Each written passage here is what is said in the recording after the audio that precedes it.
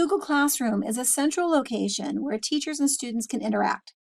Teachers can post announcements, assignments, and materials, cool links, all kinds of support, and students can, of course, receive them and then turn in their assignments and responses and whatnot.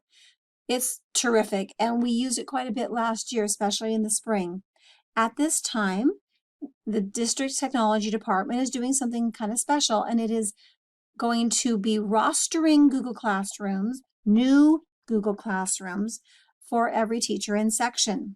What that means is at some point, maybe by the time you're watching this video, a Google Classroom with all your students' accounts are linked to it is already sitting in your Google Classroom account. That's pretty handy because last year or at other times you may have had experiences with join codes or with typing in students' names or with using Aries to join students. And while those alternatives still exist, the district rostering is going to be far more accurate. It is also going to update each evening, so as students come and go, as they will, your Google Classroom is already updated for you. If you choose not to use the district rostered Google Classroom, you may certainly do your own thing. I'm going to refer to a couple of times in the next few minutes, refer to something called a master classroom. And if you have an old classroom or you want to create a classroom that is really more of a storage area or file cabinet, you can choose to use that and then reuse assignments from your master classroom into all of the district rostered ones. Then you benefit from both your experience, your work, your research, and the district gift of rostering. But again, it's not required. Let's go into an account and get some basic information from your ClassLink page, which we encourage everybody to use. You will see both Google Classroom and Google Drive. And it says staff right here, indicating that this is your access. You will not see one that says student, of course. Students will see only one that says student. Tap on Google Classroom to get to your landing page. If your landing page does not look quite right, or even if it does, in the upper right-hand corner, please make sure you are in your district account.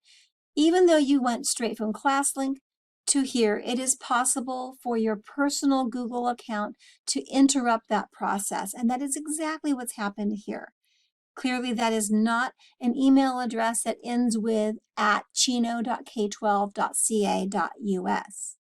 Fortunately, on this device, I have logged into my district account before, and all I need to do is tap on that circle and choose my district account.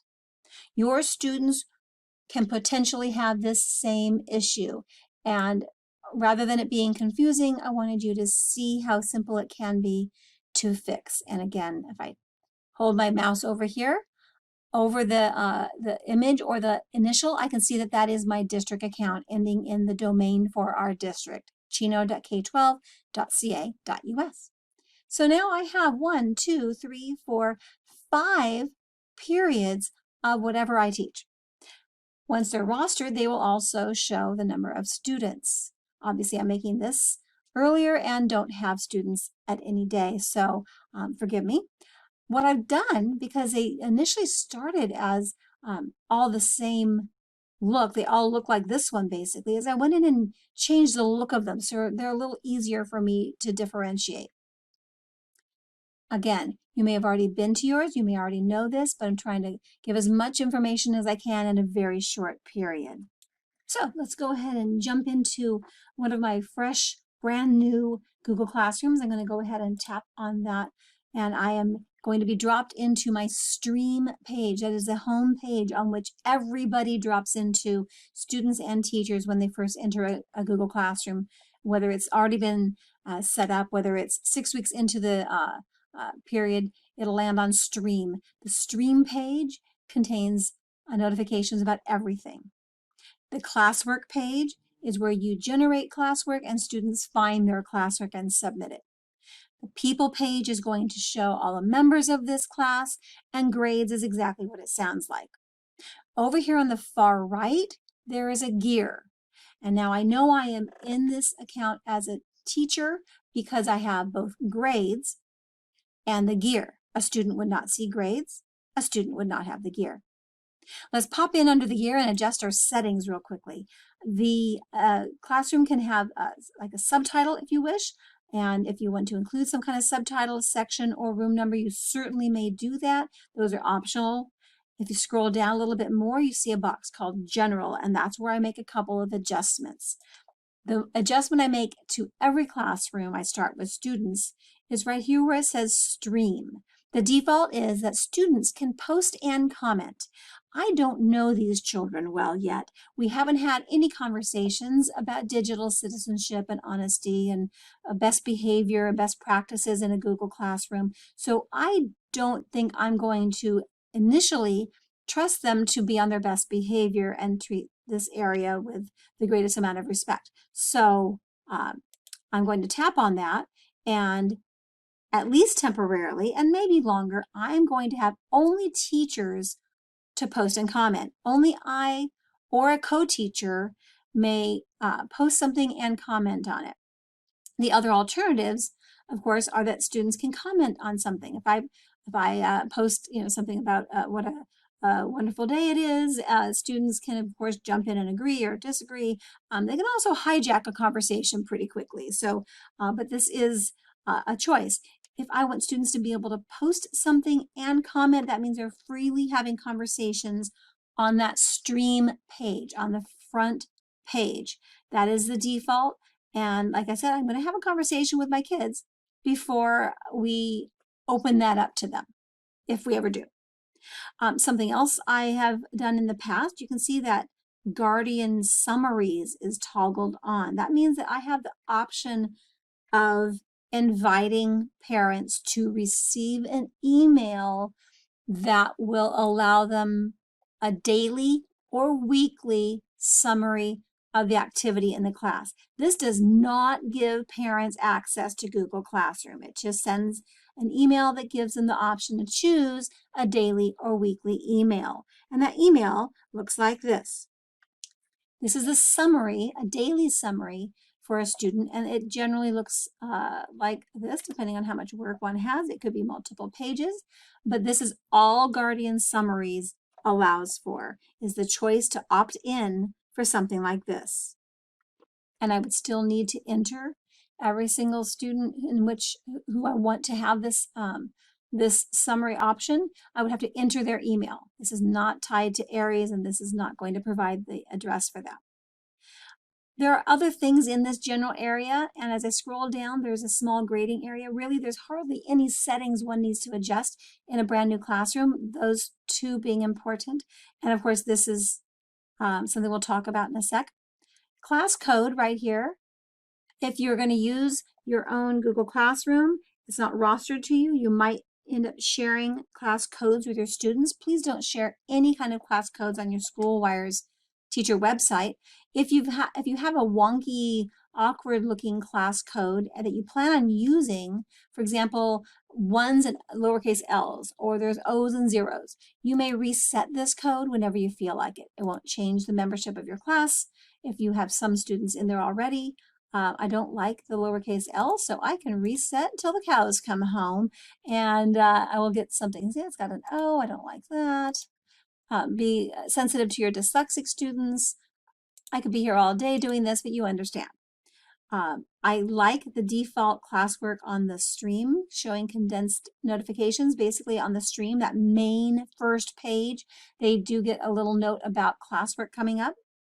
And showing deleted items, yes, the default's good on that. I don't see any reason why you'd want to keep deleted items viewable, but you do you decide.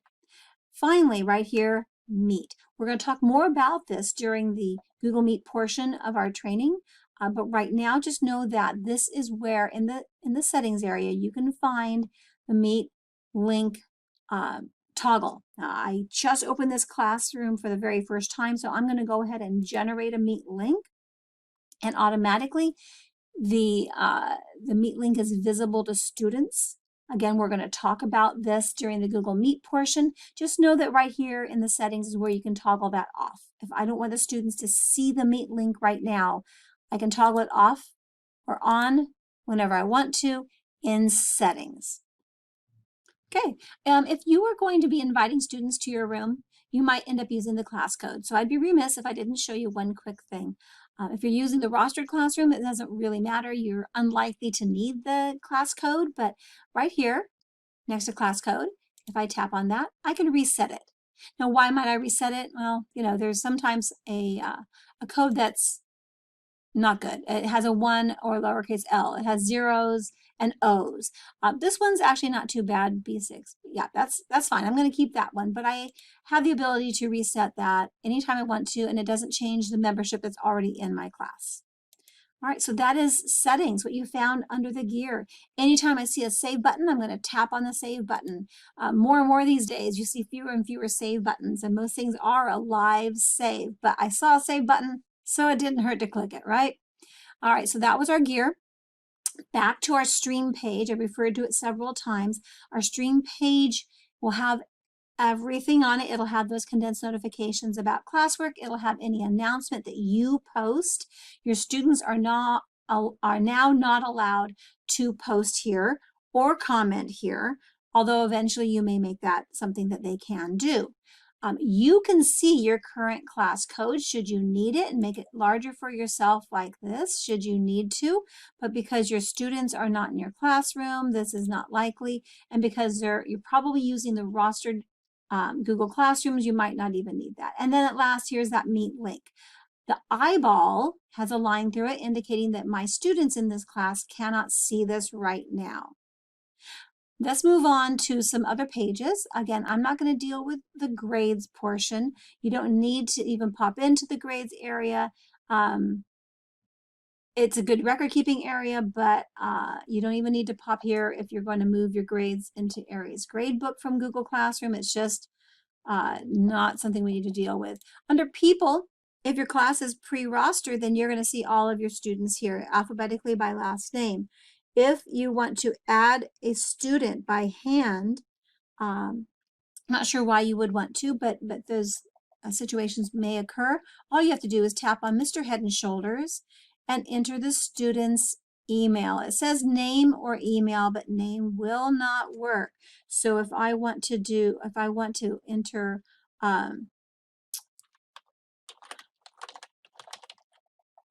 see, it does no results, and yet that's the username. I have to do the whole thing.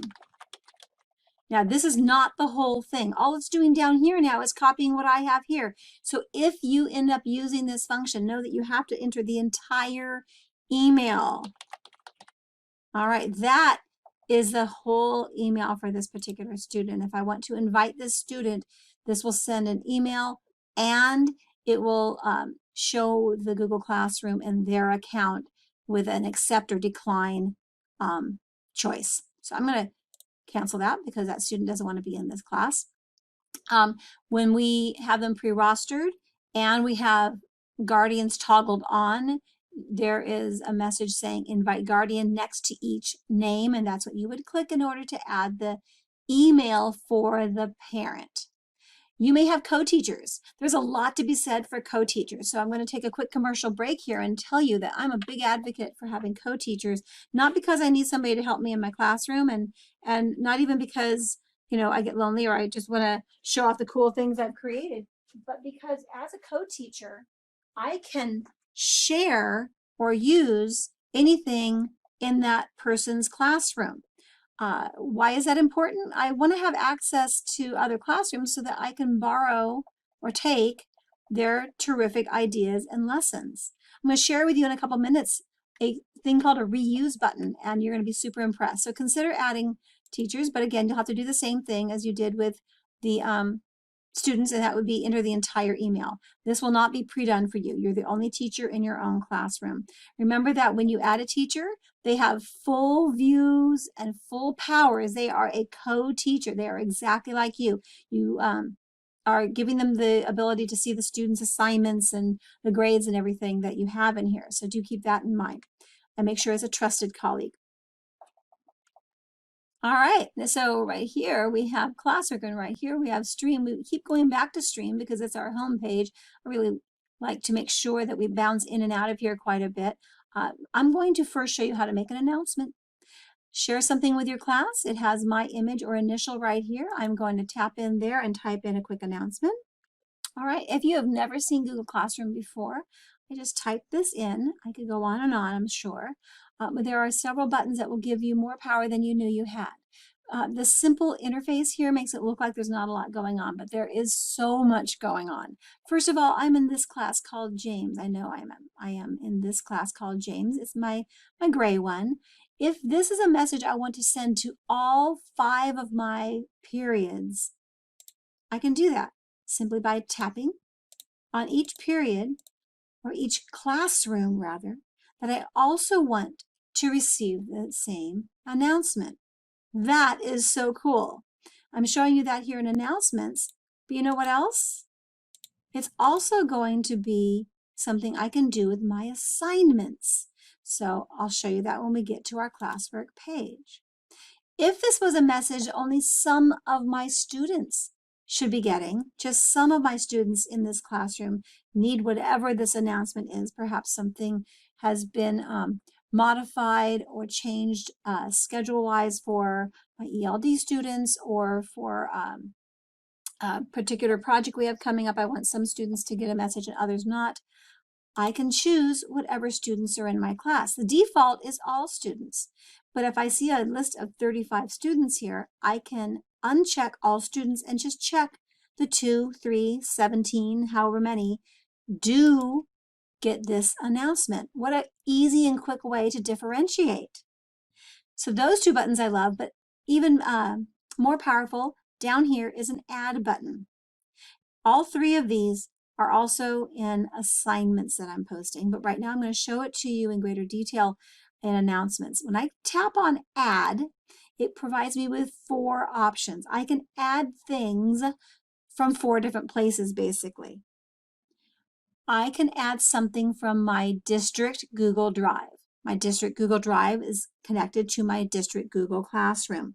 If I tap on Google Drive, it's only going to be within this this account, of course, pardon me, and it is likely to bring up what's most recently been on my screen, which are a couple of videos. I can scroll to find what I'm looking for. I can search to find what I'm looking for. I can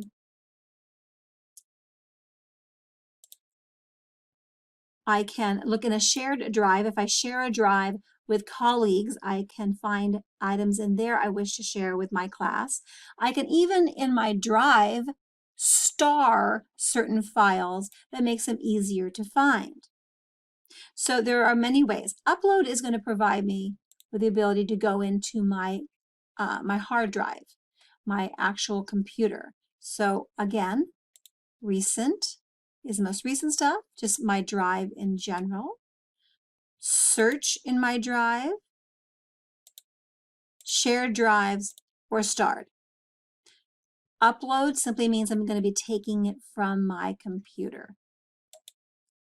Tap on that, select browse, and now this is my Windows Explorer, and I can go through and find something I want to share with my students. All right. So this is extremely powerful to be able to provide attachments. More powerful once we get into classwork, right?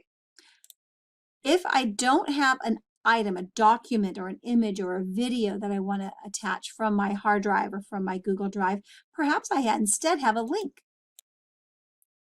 I can post a link from a website. I can post a link for a document, perhaps from my OneDrive.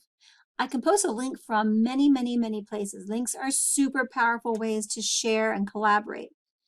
If I'm going to post a link from a website, I'm going to have the website actually open, and I'm going to highlight it up in the URL bar, then Control-C to copy, and then come over here and Control-V,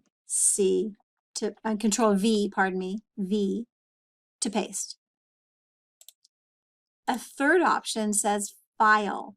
Again, you saw up here that I had the upload option. So basically it does take you to the same place as the Google Drive does. So I don't know quite why they have it there twice. It used to look a little different, so maybe they just haven't changed the programming. But as I scroll through here, anything that's on my computer, I can attach as a file. So maybe it's a picture, maybe it is an audio file, maybe it's a document, maybe it is any number of things that I can share with my students. Students will also have this power. So students will be able to attach things from many places as well, but we'll talk about that in just a minute. Finally, the last thing is YouTube. Y'all know what YouTube is. You probably have vetted a lot of cool sites you might want to post in your welcome, a short video of yourself, a short back to school video. If you are going to post something that has been created by somebody else, make sure you've thoroughly vetted it, and I would put it in via URL right here, which is the share link that is provided to you from YouTube. I would not just sit here and search videos. It's a terrible way to vet videos. Your best option is not searching them through this function.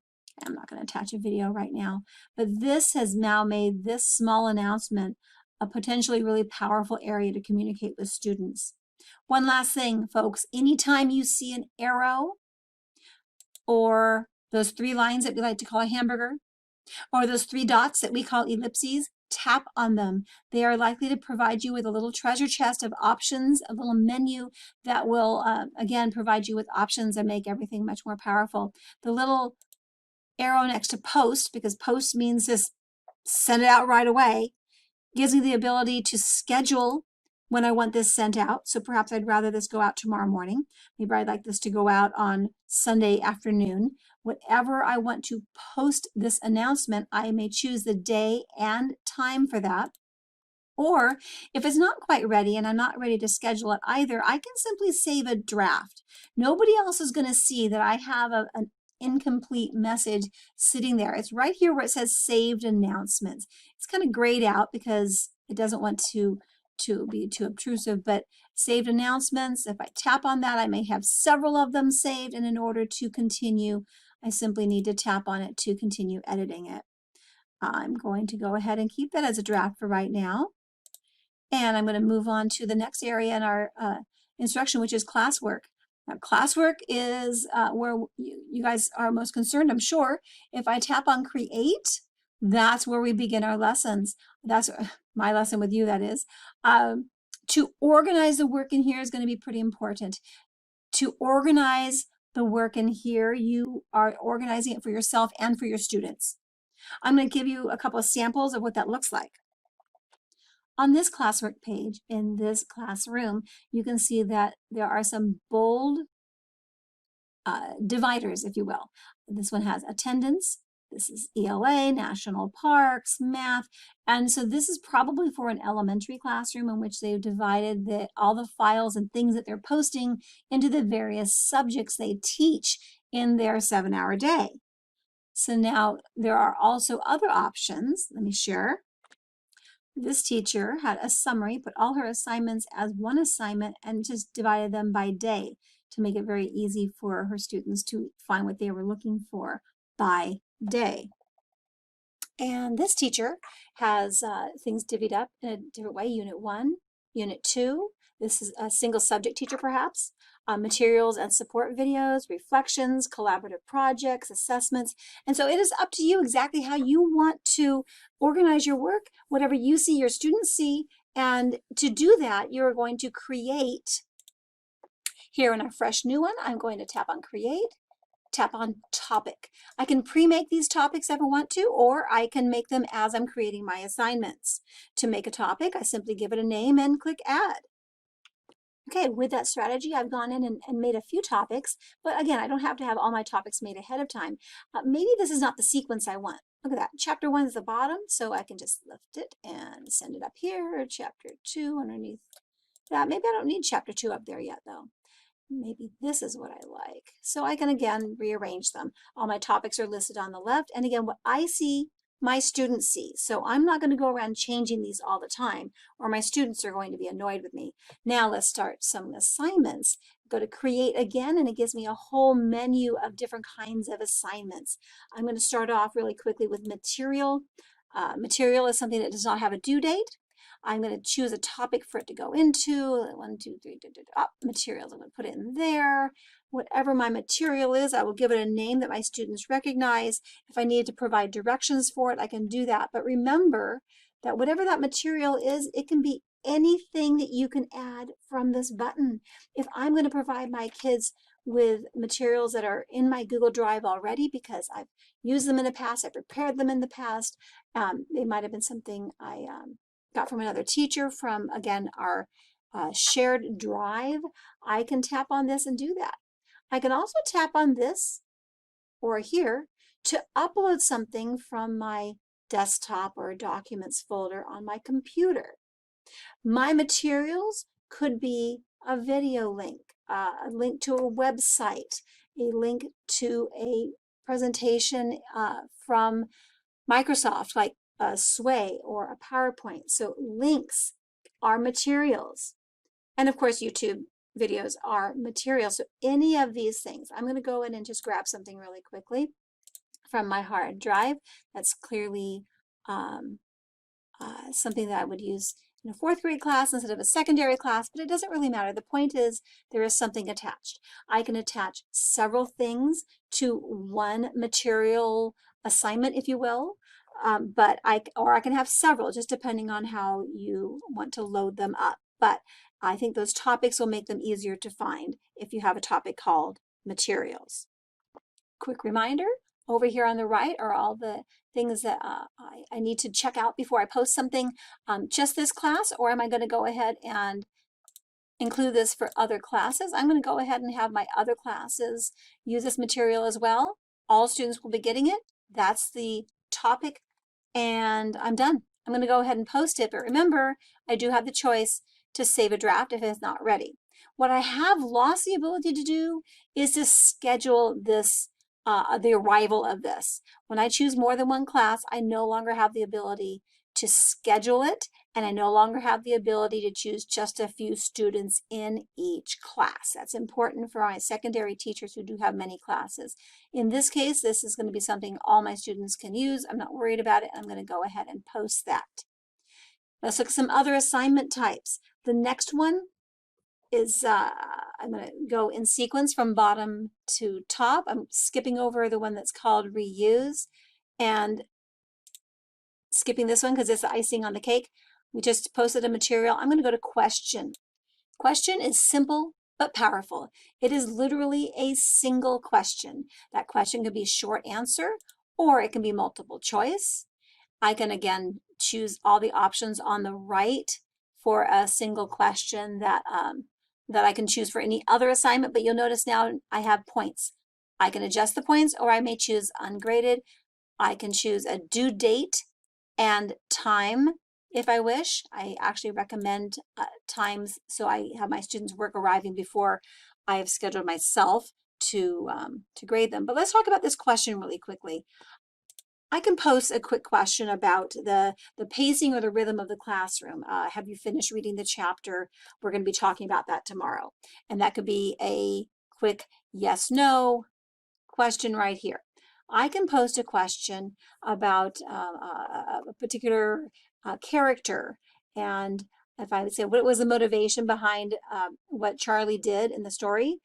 And as a short answer, my students can provide a quick 1 or 2 sentences for that. Over here, I then have an option of allowing my students to reply to each other. And so that might be a place where there's some kind of robust conversation going that stays on topic because kids' names are attached to their comments. And that is a default, by the way. So short answer, the default is students can respond to each other. If you just want students to respond and you want to hear their answer and just you can toggle that off. You can also use this question as an attendance question. We had talked about attendance earlier in the part 2 of this playlist series, And here we are at the promised for strategy for taking attendance on your days in which you do not see your children's faces. This is advocated by the curriculum departments as well. So let me explain how to do that, and I'll show you a couple of quick samples as well. So it's a day in which you're not going to see the faces of a particular cohort. They can check in for attendance by virtue of this or any question assignment. What has made you happy today? Directions, write a sentence that answers our question. Be sure to click turn in twice. Two things happening here. One is that I want them to keep it really short. I don't need them to go on and on. There's not space for them to go on and on. Second thing happening is that they need to click turn in twice. What's important when this is an attendance question are a few things. First, to make this an attendance question, I am going to create, and remind myself it's an attendance question, I am first going to create a topic that's just called attendance. I really want to make sure that I can find this and I'm not creating more work for myself. I do have to take attendance, so I'm going to make it as simple as possible.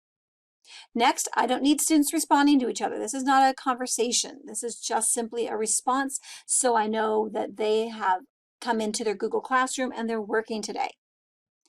Third, when you assign this, you're going to want it due on that day, and it can't just show up at midnight. So the due date is going to be whatever the no-see-em day is. So if I'm not going to see cohort B on the first day of school, I'm only going to see cohort A. I won't see B's faces. I'm going to tap on that this is due on the 10th because that is the attendance day I am checking. I'm also going to put 4 p.m. as my due date. After 4 p.m., it's considered late. I do have to turn in attendance, and I will need to turn it in shortly after 4. So right now, this is my end time. So it's going to be ungraded, of course. It's going to go to all my students that are in that cohort.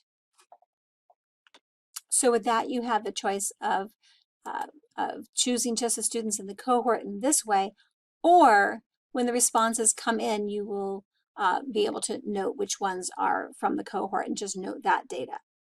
And then most importantly, this should not be released ahead of time. It's got to be scheduled. So up here where it says ask, I'm going to schedule this. I'm going to schedule it for the attendance day, which we said was Monday, August 10th. And so I'm going to the calendar on Monday, August 10th, and I can release it whenever I want to. It doesn't have to be right when our school day begins. Parents and families are trying to coordinate the use of their equipment. So if you want to post it earlier than that, you certainly may. Make sure you choose AM there. And now this is scheduled to go out. Now that's one version of a question. Here's my topic. Here is the question. It's in gray because it's scheduled for August 10th. But let me show you another version. We'll do this for August 12th for the same group. I'm going to issue a question, and this time it's just going to be a yes-no question, a multiple choice. I literally do not want to see any more than a yes-no answer. And so that question could be something like this. Okay, yes, no question. Have you successfully attended to work today? Multiple choice, yes, no. And the directions are choose your answer for attendance credit. Be sure to tap turn in twice. Over here, it's important again, remember to include it where you can find it easily. Students seeing a class summary, I don't think that's necessary. It is a default. What it'll do is it'll give a running total at the top of how many yeses and nos. I don't think that's really any student's business, so I'm going to untap that. It is due when? It's due on that same day that we are taking attendance, so the 12th. We would need it by 4 o'clock as the official word. That is going to be ungraded. I do not give them a score for that.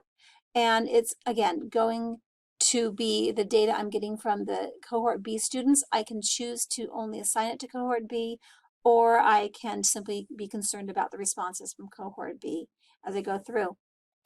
Ask, schedule, August 12th, because it's a Cohort B, no CM day, 6 a.m. is fine. I'm going to go ahead and include that right there. There's also another version. Okay, and one last sample. This is what we like to call a Likert scale, or a scale of 1 to 5. How are you enjoying Google Classroom? You can come up with whatever questions you want. I'm sure there are a whole bunch of wonderful SEL questions you can put in here as well. You want to be kind of careful that you're not creating any more work for yourself than you already have. There's just so much to do.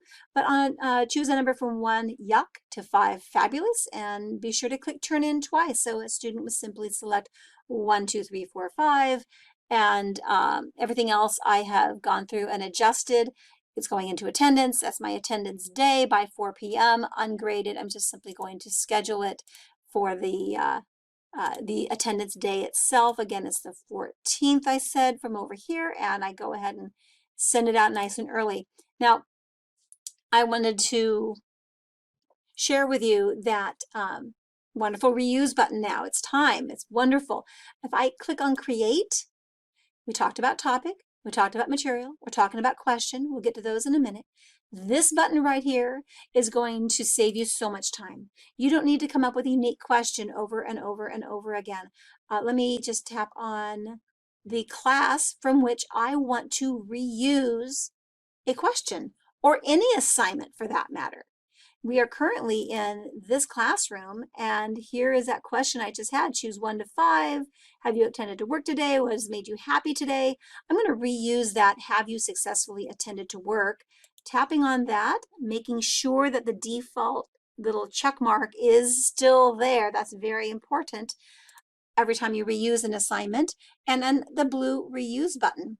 And now this is a question that is exactly as it was before, with the exception of the details on this side. I want to make sure that now I have a due date and time. The last time I did this was on the 14th.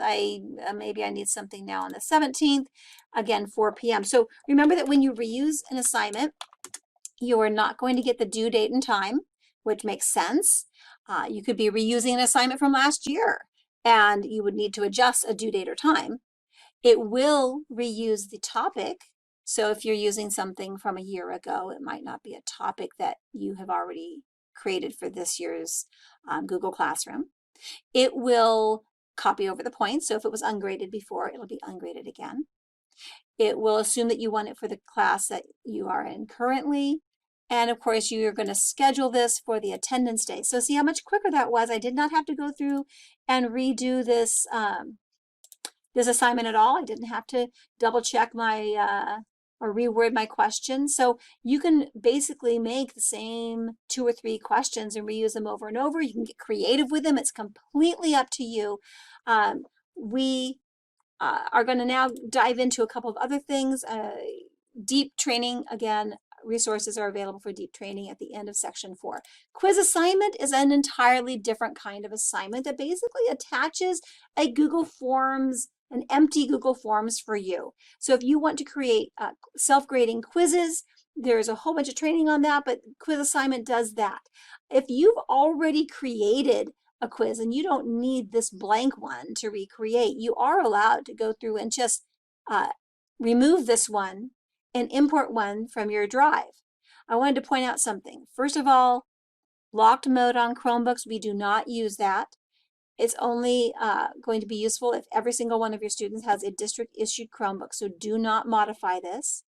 And by default, it says grade importing is going to be in place here. That means that the scores from this quiz can be imported into the Google Classroom and the grades. And you will probably be doing this, but know that the default is turned on. Even when I remove this blank one and bring in from my Google Drive a form I've already created in the past, I think it's called geometry, I will still see, there we go, I will still see that grade importing option. So now I've got a quiz I've already made for this class. All I have to do is provide a title and quick instructions. Students, when they open this, literally are in Google Forms. Make sure that you've adjusted the points to match whatever the points on the quiz are. Due date, topic, those are 2 things I don't need to re-show you. I don't need to re-show you that. And again, you always have the choice to schedule this or save it as a draft and come back and complete it later. So I can go ahead and assign. Finally, let's go up here to Cami assignment and regular assignment. I'm going to skip Cami assignment just for a second and go to assignment. And this is the most flexible of assignments, a flexible type of thing you can provide your students. You could have students create new documents, new spreadsheets, new slides presentations by simply telling them that's what they need to do. They will, when they open any assignment that's been assigned this way, see a column on the right side, and they will be able to create new documents from there. I'll show you a student's view of this after I create this assignment here so you can feel more comfortable with that. We'll have to be quick. I know you can rewatch this. I don't want this video to get too long though. Hang on. In this sample, I have a letter writing project. I've given them directions, and I've given what I expect them to do inside the assignment, and they will need to create a new Google Doc. I entered C column to the right. Remember to click and insert twice. I can go through and adjust these, but in the interest of time, let me show you what the student sees on his or her end. This is the Dear Future Me assignment, View assignment. And now on the right side, you will need to create a new Google Doc, see column on the right, add or create, and a student now sees create new doc. The student then taps on that and is creating a blank Google Doc. It will name it with the student's name with a little hyphen followed by the name of the assignment. There we go. If I tap on the assignment, the student can then type away. Remember to hit turn in twice. We've seen that a lot. Turn in, and there it is, turn in. In this case, I'm going to go ahead and include a page that's been started for the students. Perhaps I have a template I want them to use in a worksheet. Perhaps I have a slides presentation that I want them to participate in. This is a super powerful way to divvy up kids into collaborative groups. I simply need to add a document for them that they will collaborate on, or in this case, I'm just going to include a document that this student will individually work on. But this is what makes the experience potentially so powerful. Now, this student has this template, but right now he can only look at it. It says students can view file. I need to allow this student to edit the file. Do I want him to edit my original file, or do I want to make a copy for him to work on? I want to make a copy for this student. If I were doing this as a collaborative project, I would allow student can edit file, but I would then assign a small group of students, making sure that I save my original with a different name. So this one is going to be for this student only. He will get his own copy of this, and similar to the way in which he received his own copy with once he created his own and create new doc. And here's a student version. Again, it looks similar to what it did before. View assignment. The one I included for him already is already sitting here, so he doesn't have a he doesn't need to use the button that says plus, add, or create. Now, he's already turned this in. So if he wants to see his document, he can tap on it and look at it, but he has already turned it in. So he doesn't have edit access on this one. If he needs to unsubmit it, he may do that and continue working on that. But now as a teacher, I don't see that as a turned in item. Move out of the way and create Cami assignment will be our last type. A teacher needs to log into Cami to begin with. This is not a Cami training. Please refer to the distance classroom resources, a resource that we show you at the very end of section 4 in this playlist. But once a teacher is logged into Cami with her district Google account, it will integrate with their Google Classroom experience. When I tapped on Cami assignment, which automatically appeared once I logged in, I can now issue a Cami assignment for all my students or some of my students, give it a title, give it explanation, and then down here I'm going to attach whatever it is I need my students to annotate on. Cami will automatically create one copy per student, so I don't need to worry about or remember that I need to do that. Go here and see if I've, there we go. I'm not going to send the instructions to students because one, they probably don't need them by the time I get to a Cami assignment, and two, they are not specific to our district, so it tells them how to do things that they don't need to do. I'm going to put these in, it's not collaboration, it's going to go into unit chapter 3, assign, and now the students will simply see a document on which they need to annotate. If they've never used Cami before, this is a great way to get them in the very first time. I don't need to see this right now. For a student to open up a Cami assignment, it will generate the login experience for them the very first time, so you don't have to walk them through that. Real quickly, just a quick pro tip, no matter what page you're in, if you want to quickly get back to your stream page, then you can just click on the name of your classroom. It's been hyperlinked over here to here. I'm in here, I'm gonna go here. So you will always get dropped back into the stream page. This hamburger right here in the upper left will take you back to your landing page. If you tap on classes, that's my landing page with all my classrooms. But even faster, these are color coded. They match the color of your classroom. I've made each of mine a different color to make life easier for myself. So if I want to jump into the orange one, I can just do that from the hamburger, now the purple one. How did I change the colors? I just went in, select theme, and chose something that was a different color. That made it so much easier for me to be able to differentiate my classes. I have plenty. When I tap on this also, I have something called to review. These are all the classes I'm teaching. And so this review area shows me all the classes I'm teaching and all the things I need to potentially do. If I scroll down, I can see, for example, on this assignment right here, there are 3 numbers.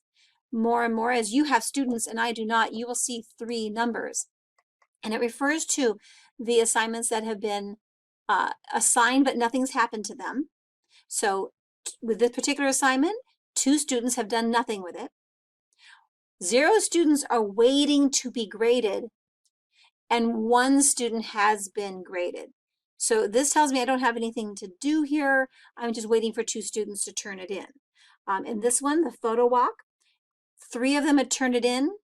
2 of them have it assigned, so I've not done any grading on that. I can grade that.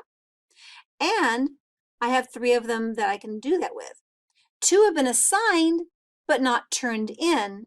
So if I need to reach out to those 2 students, if I want to tap on that, I can see immediately who those 2 students are. So again, little pro tip, this to review area is one to get used to. This is a student's view, and students have the same kind of thing. It's just called to do for them. And so when they're enrolled as a student, they have their due dates and what they still need to do coming up. It's color coded by the color of the classroom. And again, these are the classes in which this particular student is enrolled. So that's very, very helpful for students. Okay, let's take a few minutes and talk about Google Meet. Google Meet is safest and most secure if you take your Google Meets through your Google Classroom. If you run Google Meets outside of Google Classroom by simply using the app, then you are going to lose the extra controls and security that Google Meet has provided us through Google Classroom. Also, there's a lot of conversation right now about the updates that are coming and about what Google Meet cannot do. And the updates are scheduled for any time this autumn. So I'm going to be referring to it as the autumn update, but it's highly unlikely any updates are going to arrive between now and August 10th. So right now, the experience with Google Meet through Google Classroom is the most secure. Again, to restate, try not to take your meetings through the Google Meet app and take them instead through the Google Classroom. You'll recall earlier that we generated a Meet link and I made it not visible to my students. I'm going to now go into the gear, and I'm going to make that visible to my students. I usually do this shortly before a meeting. That way students aren't trying to get into a meeting in which I'm not attending, because students cannot attend this meeting until I arrive. So if they join at 15 minutes, they join 15 minutes early, they join 2 minutes early, they don't get to show up into the meeting until I arrive.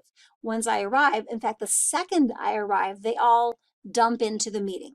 With Google Meet currently, with 5 or more people attending, everyone is muted, except for, of course, the teacher. However, students can unmute themselves. So it's going to be really important to cover norms. And one of those first norms you're going to cover is keep yourself muted unless you've been called upon.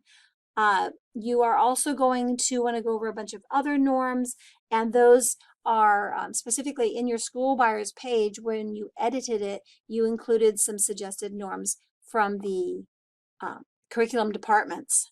To throw myself into this meeting, I'm going to go ahead and click on the link from Google Classroom. Students might need to be reminded, or you might need to be reminded if you're on a new device or a device you haven't used before, that you'll need to allow your camera and microphone. Usually that's in the upper left-hand corner. You'll get a pop-up. I'm going to actually turn my camera off because this is distracting. And I'm going to join now.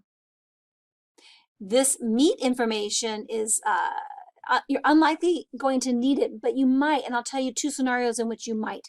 If I copy this joining information, I can provide this to a student who is new, who has not yet received his or her network username and password. Without a network username or password, that student cannot access your Google Classroom and thus cannot access this meeting. So you could send this information to the student via whatever way you've been working with that student for the first couple of days of his or her existence in your classroom, whether that's through a parent or that is through a personal account.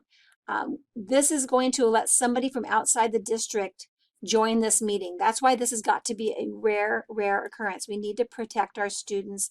Their safety is our utmost concern. So we are going to share this. I recommend, if you're going to share this, to share it a couple of minutes into the meeting, so you don't have everybody dumping into the meeting at the same time, hearing the doorbell for a stranger and then having to allow them. I would rather see you do that a few minutes into the meeting so you don't lose them. The other scenario in which you might have use for this information right here is if you have a parent who is going to contribute something to the conversation in a particular class, like a career day or a motivational speaker or something. This information down at is also available down here at the bottom in the lower left, right here. Right there, copy joining information. It's been copied, and you can send that to somebody, again, via an email that you pop off, or perhaps even snapping a picture with your cell phone. Now, if somebody were to get their hands on that information and they are not somebody you're expecting, and I don't know how that would happen, but better safe than sorry, I'm going to tell you, if the doorbell rings and you've not shared that information, or the doorbell rings after you've already let in the one person you intended to let in, you may ignore it or deny it. They do it twice and they won't be able to bother you again. Again, super unlikely to even happen, but it's worth mentioning. Google Meet has a few simple tools. We will go over those very quickly, and then we will also discuss what the autumn update is going to include. This is how students mute themselves. It's how you mute yourself. This is how I turn off my camera. However, I would still be able to share my screen. The camera has nothing to do with sharing my screen. So if I'd rather not students see my the way I move my lips or my bad hair day, I can turn off my camera. Captions can be turned on by students for themselves, and I can turn on captions for myself. I'm going to turn captions off now. It takes up a little bit of real estate on my screen. Right here under Present Now is how I present my screen. If I hit Present Now, I have 3 options. As a trainer, which is also a teacher, I typically choose my entire screen. I typically have all of my tabs ready to go before my meeting begins, so I know exactly where they are and what I'm going to open. And by tabs, I do mean your browser tabs at the top of your screen. I could also possibly mean a PowerPoint or something that is on my hard drive that I'm going to be sharing, and have all those things open and ready to go before beginning the meeting. And then when I share, I know where to find them. There's no lost time. If you're worried that there might be something personal on a different Chrome window, then you might choose to share just the one active browser window. I don't usually use this because I'm just very careful about what I'm going to show people. And this third tab is relatively new. It came with the spring update, a Chrome tab. You would select this in order to have the best audio video presentation of a video that you're sharing with your students. Tapping on that simply opens a list of all of the tabs you have open in this window. And I can go, oh yeah, that's the one I want them to see, or that's the one I want them to see. Click it, tap share, and then of course the video flutters a bit and starts in with greater quality. Okay, that's a great example. I'm going to now return back and stop presenting. There's a couple of ways I can do that. Stop presenting here, stop presenting here. And one last place where you can find some tools that'll help you with your day. Down here in the lower right-hand corner, there are 3 dots. Those are ellipses. Record meeting is here. If you record a meeting, make sure that you are not showing student faces. That is important. Also, student names should be protected. So the time to record a meeting is when you are actually teaching the lesson, if you intend to share it out. If you intend just to keep the recording for your own purposes, like attendance we spoke about earlier, then you may tap record meeting, and here in the same spot is where you find the end recording. Students and you both can change the layout of your screen. Normally the system tries to choose whichever one is going to be best for you, but it doesn't know you. Full screen allows for more real estate. There's another place to turn on captions. And under settings, if a student or you are having trouble with your audio and visual resolution or glitchiness, go into ellipses and then settings, open this up, and then see if you have any options about resolution or about which camera you're using or which microphone you're using or they're using. Also, don't forget that down here, that question mark is going to take you to Google Meet questions, and so you can pop in there and get a lot of great advice and questions answered. Last but not least, I showed this during the earlier attendance portion, but if I tap on Mr. Head and Shoulders, I get a list of all my students. This is where I can kind of control their microphone. So if I want to call in somebody in this list, I can tap and open their microphone. I can also just basically see who's here. As I said, you can scroll through this, but you cannot scroll through the images on your screen. Chat bears talking about. If you're accustomed to using Zoom, you know that you could send messages, and your students could send messages to just individuals. And you can't do that here in Google Meet. If somebody sends a message, everybody gets it. Makes it easy to kind of keep an eye on what the activity is in here. Okay, so now what about those autumn updates? What's coming with the autumn updates? Well, one of them is to control that chat. You can control the chat. You can take attendance more easily. It includes an attendance tool. I have a little graphic I'll share with you. These are for the people using the free version of G Suite. The update will include the ability to raise their hand, and I don't mean physically raise their hand, but actually there is a cartoony hand raising a tool that will make it easier for you to call on people. Yay, look at this, 7x7 tiles, so you can get up to 49 students at one time, see all their faces at the same time. Closed captioning will allow you to speak in English and for your students to turn on closed captions that arrive in their view in their own language, or what their most comfortable language is, I should say. For G Suite Enterprise districts, which we have gone the extra yard and invested in Enterprise, we will also get that attendance tracker. Oh, I just felt everyone's shoulders relax when you read this, breakout rooms for small group work. That will be built into Google Meet when the autumn update arrives, and we will have that. There's a Q&A that they call it less obtrusive. It's also less, how do I say this? Students have more privacy with this, and also a polling tool.